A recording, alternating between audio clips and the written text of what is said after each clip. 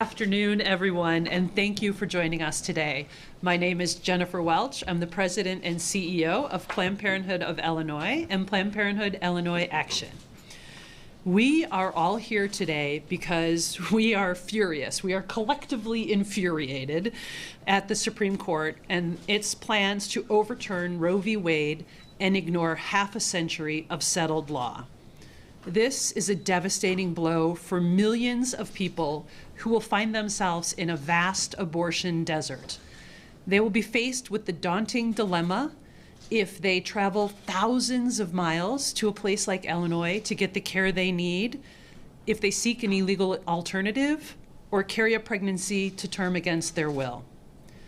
To be clear, abortion is still legal in our country, and Roe has not yet fallen. But the draft opinion that has been circulated that started this event today was not a surprise to us. We've been expecting this decision and planning for it for years.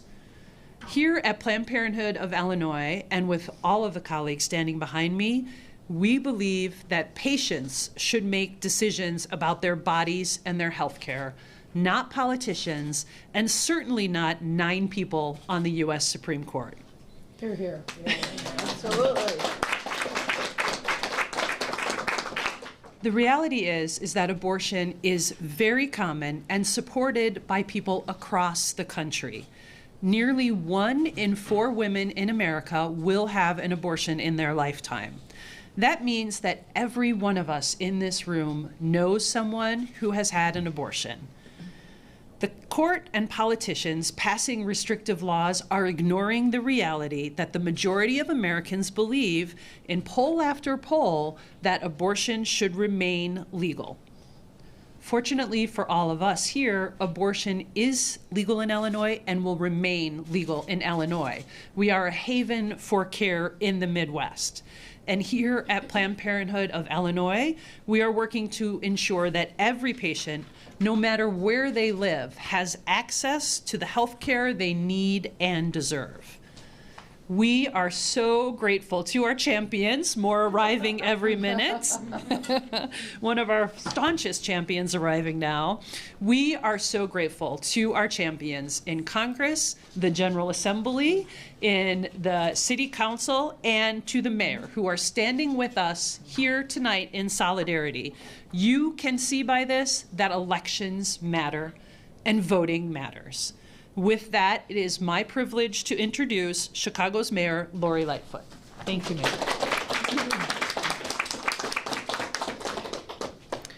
Well, good afternoon, everyone. This is certainly a sobering moment for us. I think I, like many of you, when we started to hear the news last night, there's a part of me that was in disbelief, particularly that a draft opinion was leaked. But as Jennifer said, this is not a surprise.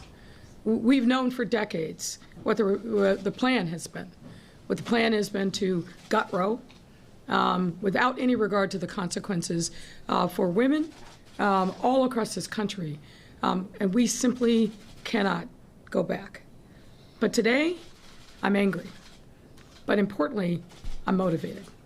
I'm motivated to make sure that we take this moment as the opportunity, truly that it is, to stand united in support of women all across this country, and particularly here in the Midwest, that Chicago will always be a beacon for women to express themselves, have total control over their bodies and their reproductive rights. And as mayor, I want to make sure that we are doing everything that we can to be ready.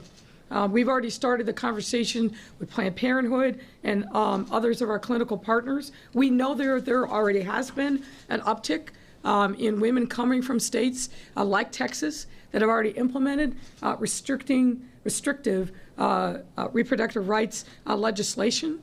And we expect, unfortunately, that there will be more. And to be clear, people should know this. There are many states for a number of years that pass what we call trigger laws, which means that if Roe is struck down, and now I think it's a question of when, not if, that automatically all abortions will be banned in those states without any exceptions. And They are surrounding the state of Illinois. So we know, as really the center of the upper Midwest, that we've got to be ready to make sure that we say in unequivocal terms that women here in Chicago, but also in the surrounding area, are going to continue to have access to reproductive rights, and that we are going to be standing with them to provide support services, whether it's the actual clinical procedures themselves, whether it's the post-procedure supports on the front end to make sure that they've got the resources that they need to travel. We will make sure that those resources are readily available in the city of Chicago. And I just want to say I am grateful for our partners that are here with us tonight. I mean, our congressional delegation is phenomenal, absolutely phenomenal in everything that we need. Well, yes. Congresswoman Chakowski corrects me, and that is correct. Our Democratic members are phenomenal in their support of our city and also our state. And I also want to say Kelly Cassidy, who is here representing, I think, a legion of people in the Illinois General Assembly, and Kelly herself has been a staunch supporter of a women's right to choose from the very beginning.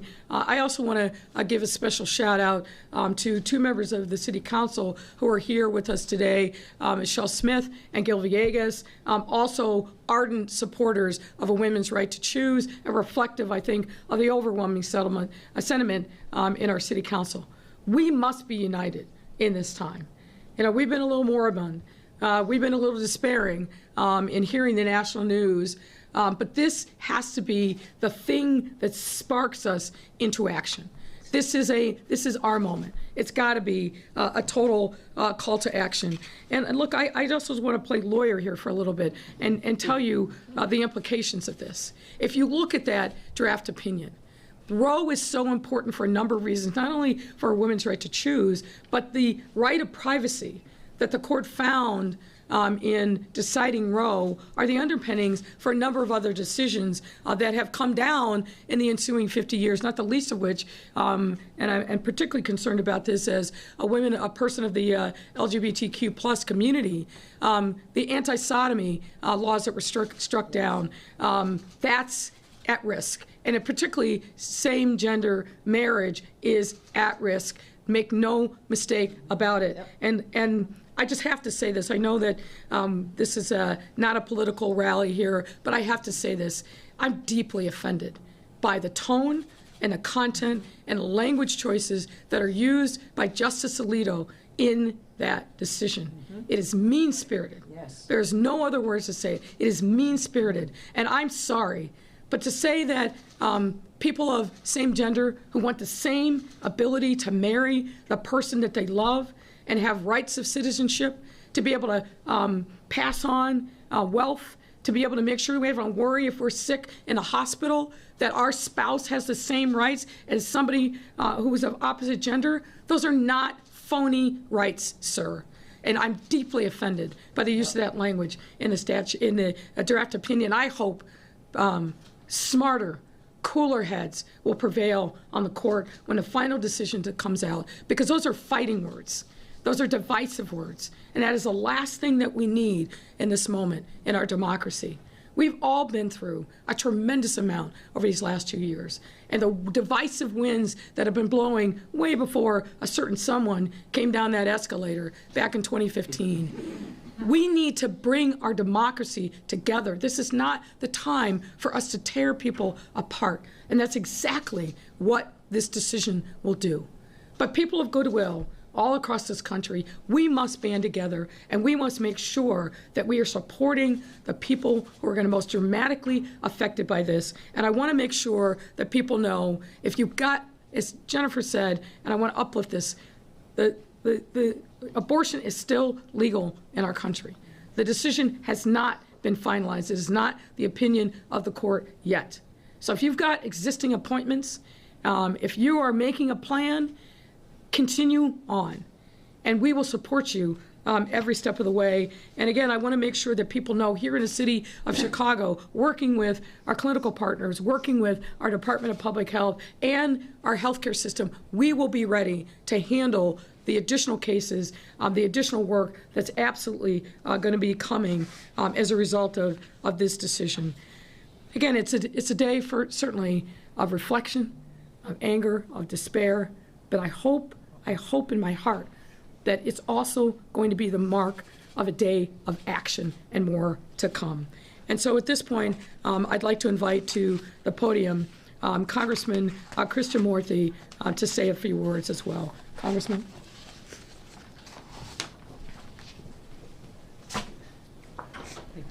Thank you.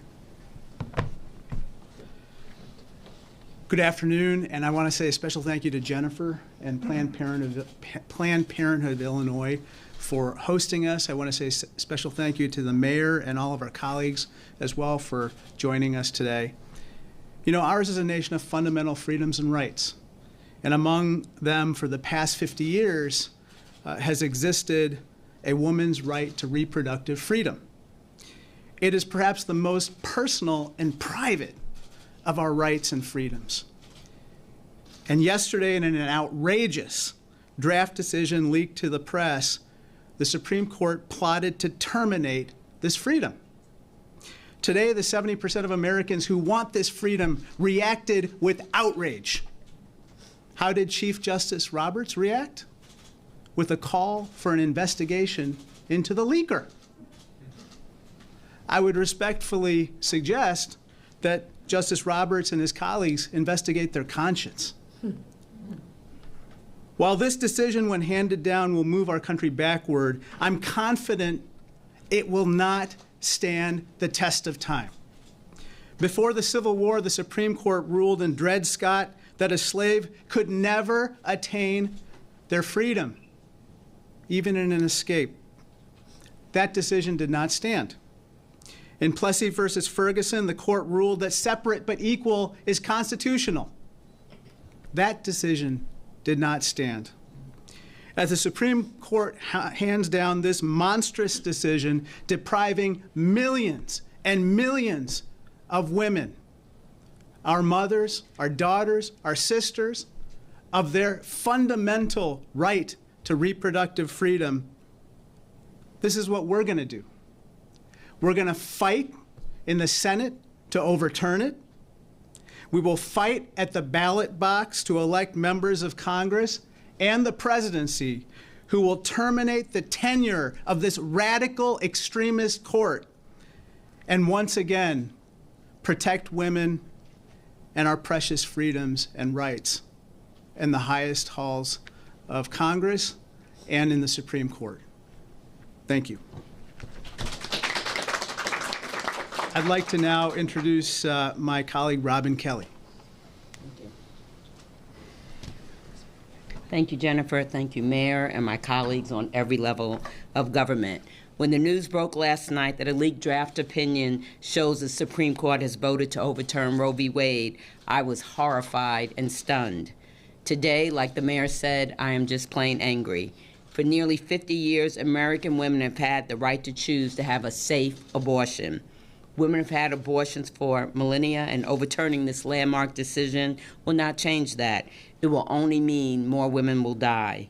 I am outraged that our daughters and granddaughters will once again have to fight for rights we've already secured. I have seen firsthand the importance of allowing women access to safe abortions. I served on the board of Planned Parenthood in Peoria, Illinois. And when I was a child, my mother bravely survived a backroom abortion that she needed but could not legally access. Overturning Roe v. Wade will force countless women to give birth against their will, including women and children who are raped, women and children who survive incest, and women who are carrying unviable pregnancies. It will cause women to die. Overturning Roe v. Wade will legalize forced birth in a country that has one of the worst maternal mortality or morbidity rates in the world.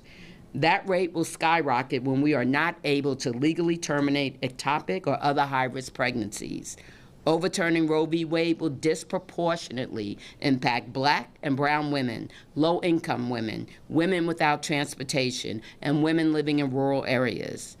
I will not sit by as the Congresswoman or the chair of the Democratic Party of Illinois and watch as our rights are destroyed. We need to do everything we can now, and we also need to make sure everyone votes like their life depends on it, because it does. I will continue fighting to ensure women's access to care. I will fight to pass the Women's Health Protection Act into law. And finally, and will all my colleagues up here, to make sure that law passes and finally codify the right to choose a safe abortion in every state in this country. I will fight for women and families. Thank you. And with that, I'd like to introduce my colleague from the 9th District, Congresswoman Jan Chakowski. Well, I'm so proud to be here at Planned Parenthood with all these incredible champions. You know, I wear a button that I have had for a long time, and that button says, Roe was not the beginning of women having abortions. It was the end of women dying from abortions. And let's be clear, that is the consequence of Roe v. Wade being overturned. I was with a friend the other day, an adult man, who told the story about his mother, who was told by her doctor that if she had another pregnancy, if she delivered a baby, she would die. And so she made arrangements to go to the only state at that time that performed abortions. That was in New York. And so she did everything she could to put the money together, and that's what it takes to travel to another state, put the money together and got to New York and was told it was too late in her pregnancy. She had to go home, and she died. And she left a 7-year-old, that's how old this man was at the time, and a younger sister as orphans. Is that where we're going to go? And the answer is no. I want to tell you right now, I don't exactly know how it's going to look like, but women are not going back. Women are not going back. And we can win this battle. I was up much of last night. I was strategizing in my mind how we are going to mobilize people all over this country in this fight that we have to win. You know what? The Supreme Court is trying to put women as second-class citizens, that we don't have this not only fundamental, it is a threshold right that we have had and that we need to have. By that I mean, if you don't have control over your body, bodily autonomy, you cannot plan your life. You cannot plan your future. So I'm telling you that right now what this court is also doing is going against the will of the people of the United States of America. Recent polling has told us that the vast majority of Americans are against overturning Roe versus Wade. We know that most Democrats agree with that, and that 75% of independents agree with that, and the majority of Republicans agree with that. So as Representative Kelly said, we passed, and I think you mentioned that, Raja, that we passed the Women's Health Protection Act in the House of Representatives, which would codify Roe v. Wade. The Senate has not done that yet. But you know what? We only need a couple more Democratic senators, and we will have enough votes to stop the filibuster, to pass the legislation, and restore women's rights if they dare to take it away. But I want to tell you, if I were in a Republican district, if I were Republican, in a swing district right now, I would not be happy. Because the American people, American women, the men that support us are going to be out there to vote. We can get this done. Thank you very much.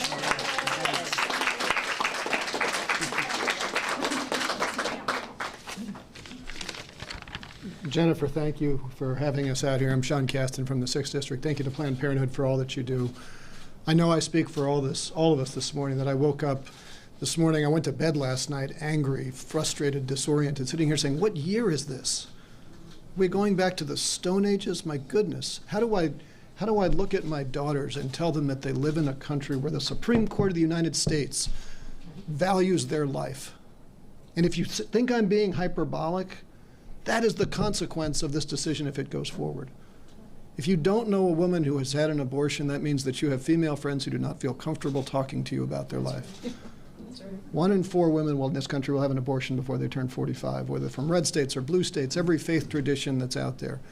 Before Roe was passed and signed into law, Rush University Hospital, just down the road from here, had an entire wing dedicated to sepsis. That is the Stone Ages that the Supreme Court wants to take us back to. You mentioned this right to privacy that is the bedrock of that. Our friends in the LGBT community who are protected by that. The right to have contraception is protected by that right to privacy. Your right to not be forcibly sterilized by your government is baked into that right to privacy. That is what they would take us back to. Now let's be very clear. I'm going to absolutely fight, as long as I'm in Congress, to absolutely protect every woman's right to make every choice for their own bodily autonomy. It is the right thing to do, and not just because I have daughters, because I don't want people to die. If you want to protect, if you're concerned about abortions in this country, if you want to slow that down, give people access to contraception. Period, that's it, full stop. Now, I want to leave you with a little bit of hope. We have a pro-choice majority in Congress right now, in the House. We have that pro-choice because a whole lot of people saw this coming in 2016. They mobilized, they marched for women. They made sure that we flipped the House. They made sure that I could come in and flip a seat that was Republican for 50 years, and not just any Republican. The seat once held by Henry Hyde is the seat that I hold. The man who put a budgetary rule in that already effectively killed Roe for women who don't have the means that those of us who are more fortunate do. Jan, I remember when I first got elected, I said I want to be the person given this seat to make sure that I can cast the deciding vote to end the Hyde Amendment. I've been proud to co-sponsor the Each Woman Act to do that. I'm delighted that we passed the Women's Health Protection Act, which would give every woman the right to full abortion service, but would also, more importantly, take the rights away from the Supreme Court because it's clear they don't have the responsibility to use them. Right now, we've got 48 senators who are on board with us on that. We've got 52 who think it's more important to preserve the filibuster than to preserve women's rights. And so we just need you all to get motivated. We got to vote. We got to get out there. We've got to pass these laws, and we've got to do it because we are kind and decent people. I know the majority of us are, even if we got some problems with some of our colleagues across the aisle. So thank you for being here, and keep up the good fight. And now, please introduce my colleague, Marie Newman. Well, good afternoon, everyone. I have to tell you, this is intensely personal for me. I've been in this fight for 30 years. I have walked, I have protested, I have led, I have written, I have worked on legislation for 30 years. So the fact that we are back at this point is infuriating, and I think all my colleagues share that. But it's also infuriating that I have a daughter that is a trans woman. And right now, she is incredibly scared. Incredibly. And I just want to be clear that there is not a lot I can say to assuage that, given that opinion. That I read the opinion last night, too. And I am very concerned, because guess what? They're coming for women's bodily autonomy. What's next? LGBTQ rights? Absolutely. Healthcare rights. I have a dear friend with cancer right now. I can't help but be very worried for him. Civil rights. And on and on. I think you get the picture. Economic equity. All of those things are on the table. So right now, I've got good news and bad news. I've got bad news for the conservatives and Republicans, and I hope you're listening. We are energized like nothing before, and we are ready to go. So that's the good news and the bad news. So bad news for conservatives and good news for us, and that's the silver lining. So I appreciate everybody in this room and across this great state, and I'm so grateful to our state legislature, our mayor, and our governor, and the amazing Planned Parenthood folks, NAREL, and NOW, and all of the great organizations that support all of this work, and I couldn't be more grateful to them. But I will tell you, and I give everybody homework, everybody needs to tell 10 friends that might be on the fence about this issue that this means the difference between equity, equality, and civil rights, and not having any of it. So get busy. All right.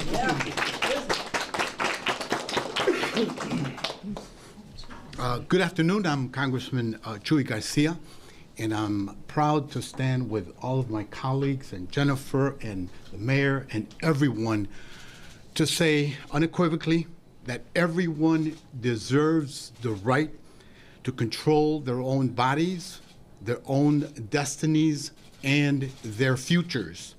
And that's why we're here today. As a Mexican American and as a Catholic who took a stand on the question of reproductive rights and abortion before it became more acceptable, I stand with all of our community and unequivocally in defiance of the intention of an apparent majority on the Supreme Court. Why? Because the impact of overturning Roe v. Wade, whenever that decision comes, will fall harder on Latino, Black, and people of color, and poor people across the board. And let me be clear, criminalizing abortion does not stop abortions. The reality is that Roe v. Wade, people will still be needing abortions, but instead it will happen behind closed doors with danger and with shame. The conservatives who seek to overturn Roe v. Wade cannot stop the fight for justice and equality in our country. And all of us understand all of the repercussions of such a decision. The question will be, who will be next? And who will follow? And who will follow thereafter? So today we stand here because all of us unequivocally believe that if this decision comes down, it is an assault on women, it is an assault on freedom, and it is an assault on self-determination and minority rights in our society. We must stand together. We must stand as one community and as one America. Thank you. All right. Thank you. Do we have time for questions? We can take a few questions. I know some of our congressional colleagues need to go, and we certainly understand if you need to go, but we're happy to take questions. Thank you, Jennifer. Thank you, Mayor. We're going to kick it off with Kate from ABC 7. Go ahead, Kate. Thank you. Hi, this question is for Mayor Lightfoot. Hoping you can give us clarity, given the fact that 2 Chicago publications have indicated that Bally's Corp is the front runner for the Chicago casino, and that one publication indicated that your team will be meeting or have met to discuss this. Hoping you can set the record straight. Is there any truth to these reports? Well, first of all, the evaluation committee has not even met yet. I think they were maybe convening sometime this afternoon, but I certainly haven't gotten any kind of recommendation. So I've seen the reporting, and I think one said that I met with Bally's today. That's just simply not true. I understand, obviously, that there's a great deal of interest. This is an incredible opportunity for us to shore up our police and fire pensions. It's something that people should take seriously. We've tried to be as transparent as we possibly could be with a number of rounds of engagement. Winnowing the field to 3 finalists, making them go before the community to give presentations and ask and receive questions. The City Council has been and will continue to be actively engaged, but the reporting today, in advance of even the evaluation committee meeting and making a recommendation to me, that's just not accurate. Just to follow up, so to be clear, there is no front runner at this point from your office. So we have a very specific process, and the process is there's an evaluation committee that's been hard at work through this process. They will meet. They will evaluate all the information that's been provided by the 3 finalists to date, and then they will make a recommendation to me. That hasn't happened yet. Thank you, Mayor. Melody from Black Club. Hi, to follow up on the previous question, at the special committee meeting at the end of last month. You know what? I would actually like to talk about the topic that we're here today, which is very timely. And I want to introduce Representative Kelly Cassidy, who's one of the architects of the Reproductive Health Act and the HB 40 ban here in Illinois. Yes. Let me just say, I'm happy to do a pull aside with you, but I think Jennifer is 100% right. This is a very serious issue. And we're all here. We've come together with a sense of urgency, and we really want to take on-topic questions. And I will yield the podium to my friend and champion, Kelly Cassidy. Thank you, Mayor. Thank you, Kelly. Thank you. Thank you. I'm Kelly Cassidy. I'm state representative of the 14th District. I use she, her pronouns. And as Jennifer said, I was the lead sponsor of the Reproductive Health Act in Illinois. And I am really incredibly heartened to hear from our congressional delegation about the efforts to push forward and codify Roe at the federal level. It's important, just as we have made clear that abortion remains legal in the country right now, and if you have appointments planned or if you're making a plan, continue. It's even more important to understand that here in Illinois, Roe falling won't change your rights. That's right. We made sure, seeing this day coming, we made sure that we built a firewall around Illinois. We passed the Reproductive Health Act, codifying the rights of Roe in our state statutes. We passed House Bill 40, eliminating our trigger law. We passed the repeal of the Parental Notice of Abortion Act so that we could have a complete firewall. We are working even harder now with that knowledge of all of the inbound patients, and Congresswoman Newman has left, but also aware that families are coming here to access gender-affirming care for their kids because they're being driven out of their states.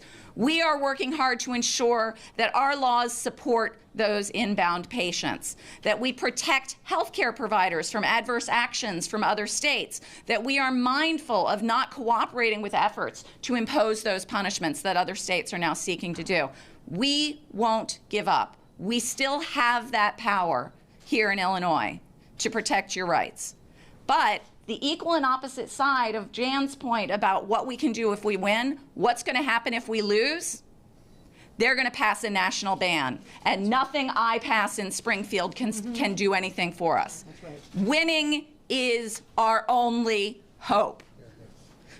Put your boots on, lace them up tight, bundle up, and hit the doors, because this is the fight of our lives. And I'm really proud to have so many amazing partners in that fight.